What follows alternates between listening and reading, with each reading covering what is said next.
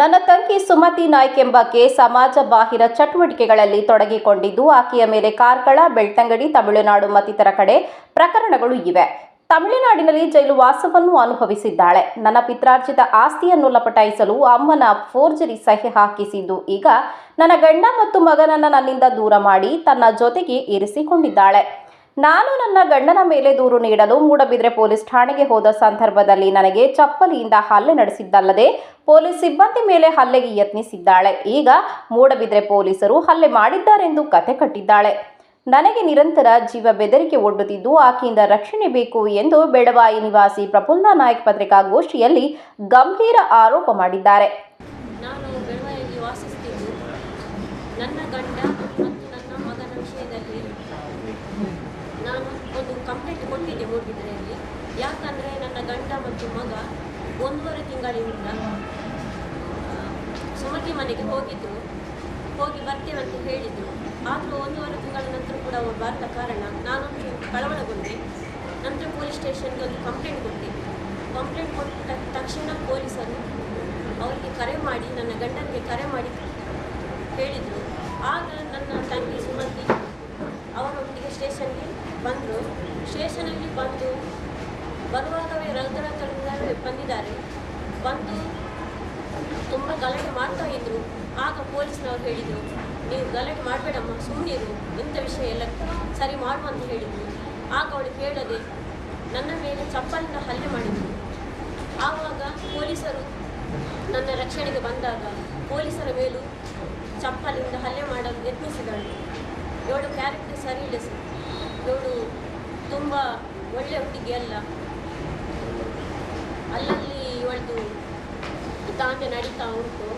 ಇವಳು ವೇಶ್ಯಾವಾಟಿಕೆ ಮಾಡೋ ಹುಡುಗಿ. ಆದರೂ ನನಗೆ ಹೇಳಲಿಕ್ಕೆ, ನನ್ನ ತಂಗಿ ಅಂತ ಹೇಳಲಿಕ್ಕೆ ನನಗೆ ತುಂಬ ಮುಜುಗರ ಆಗುತ್ತೆ. ನಾನು ಬೆಳವಾಯಿಯಲ್ಲಿ ನನ್ನ ಮಗ ಹಾಗೂ ಗಂಡನ ಜೊತೆ ವಾಸಿಸುತ್ತಿದ್ದೇವೆ. ಸರಿಸುಮಾರು 1.5 ತಿಂಗಳ ಹಿಂದೆ ನನ್ನ ಗಂಡ ಹಾಗೂ ಮಗ ನನ್ನ ತಂಗಿಯಾದ ಸುಮತಿ ಮನೆಗೆ ಹೋಗಿ ಬರುತ್ತೇವೆ ಎಂದು ಹೇಳಿ ಹೋದವರು ವಾಪಸ್ ಬಾರದೆ ಇದ್ದುದರಿಂದ ನಾನು ಕಳವಳಗೊಂಡು ಮೂಡಬಿದ್ರೆ ಠಾಣೆಗೆ ದೂರು ಕೊಡಲು ಹೋದೆ. ದೂರು ಸ್ವೀಕರಿಸಿದ ಪೊಲೀಸರು ನನ್ನ ಗಂಡನ ಮೊಬೈಲ್ ಸಂಖ್ಯೆಗೆ ಕರೆ ಮಾಡಿ, ನಿಮ್ಮ ಮೇಲೆ ನಿಮ್ಮ ಹೆಂಡತಿ ದೂರು ನೀಡಿರುತ್ತಾರೆ, ಕೂಡಲೇ ಠಾಣೆಗೆ ಬನ್ನಿ ಎಂದು ಹೇಳಿದರು. ಅದನ್ನು ತಿಳಿದ ನನ್ನ ಗಂಡ ನನ್ನ ತಂಗಿ ಸುಮತಿಗೆ ವಿಷಯ ತಿಳಿಸಿ ಅವಳ ಜೊತೆಗೆ ಠಾಣೆಗೆ ಬಂದರು. ಅವಳು ಪೊಲೀಸರ ಜೊತೆಗೆ ಏರು ಧ್ವನಿಯಲ್ಲಿ ಮಾತನಾಡುತ್ತಿದ್ದಳು. ಅದನ್ನು ಕೇಳಿ ಪೊಲೀಸ್ ಸಿಬ್ಬಂದಿ, ಇದು ಸ್ಟೇಷನ್ ಅಲ್ಲ, ತುಂಬ ಜನ ಇದ್ದಾರೆ, ನಿಧಾನವಾಗಿ ಮಾತಾಡು ಎಂದು ಹೇಳಿದಾಗ ಅವರಿಗೂ ಅವಾಚ್ಯ ಪದಗಳಿಂದ ಬೈದು ನನಗೆ ಚಪ್ಪಲಿಯಿಂದ ಹೊಡೆಯುತ್ತಾಳೆ.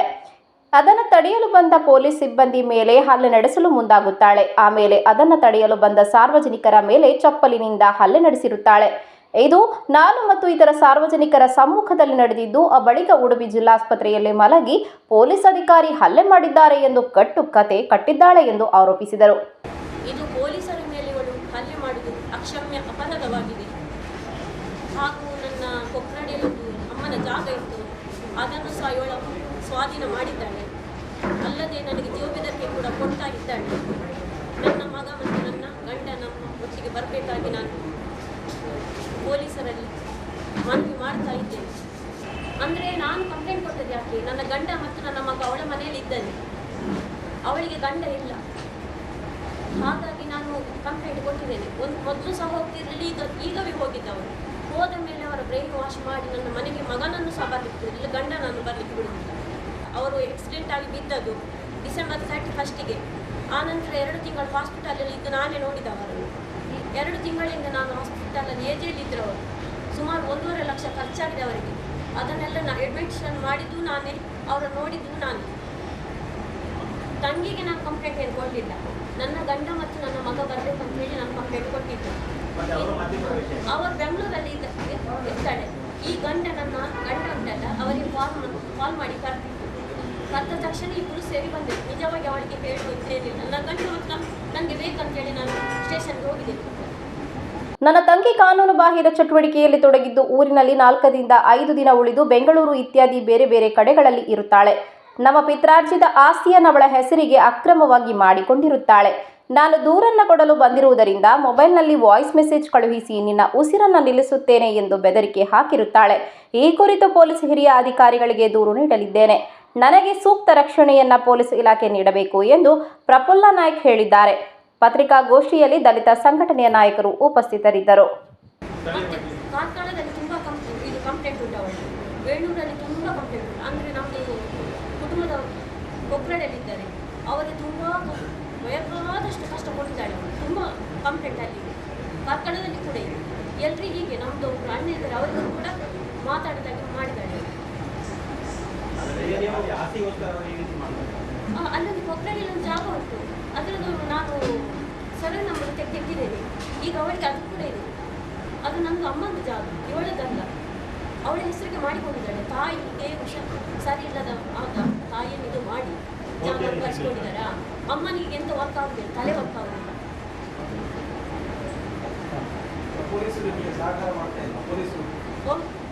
ನಾನು ಎಂತ ಗೊತ್ತಿಲ್ಲ ಸರ್, ನಾನು ಅವಳನ್ನು ಬಿಟ್ಟಿದ್ದೇನೆ. ನಮಗೆ ಅವಳಲ್ಲಿ ಫೈಟ್ ಮಾಡಿದ್ದು ಆಗಲಿಲ್ಲ. ಮಾಡ್ತಾರೆ, ಸಹಕಾರ ಮಾಡ್ತಾರೆ. ಹೌದು, ಇನ್ಸ್ಪೆಕ್ಟರ್ಗೆ ಇವಳೇ ದೌರ್ಜನ್ಯ ಮಾಡಿದರೆ ಅಲ್ಲ ನಮಗೆ ಹೆಲ್ಪ್ ಬೇಕು. ಬಂದದ್ದು ಆಯ್ತು ಹೇಳಿ. ನಾನಿದ್ದೇನೆ. ನನಗೆ ಹೊಡೆದಕ್ಕೆ ಪೊಲೀಸರು ರಕ್ಷಣೆಗೆ ಬಂದಿದ್ದರು. ರಕ್ಷಣೆಗೆ ಬರುವಾಗ ಪೊಲೀಸರ ಮೇಲೆ ಅವಳು ಚಪ್ಪಲಿಟ್ಟು ಹಲ್ಲೆ ಮಾಡಲಿಕ್ಕೆ ಯತ್ನಿಸಿದಳು. ಇಲ್ಲ, ಪೊಲೀಸ್ನವರು ಏನು ಮಾಡಲಿಲ್ಲ ಅವರಿಗೆ.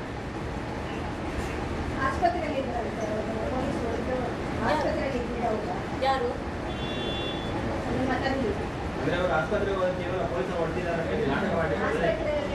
ನಾಟಕವೇ ಸರ್, ಮತ್ತೇನಿಲ್ಲ. ಅವರು ಎಂತ ಸಹ ಹೊಡಿಲಿಲ್ಲ. ಸಾಕ್ಷಿಗೆ ನಾನೇ ಇದ್ದೇನಲ್ಲ. ಇವರು ಸಹ ಸಾರ್ವಜನಿಕರು ಇದ್ರು, ಎಲ್ಲ ಹಿಡ್ತಿದ್ದಾರೆ. ಸಾರ್ವಜನಿಕರು ಬಂದವರನ್ನು ಹೀಗೆಲ್ಲ ಮಾಡ್ತಾಳೆ, ಅವತಾರ ಮಾಡ್ತಾಳಂತೆ.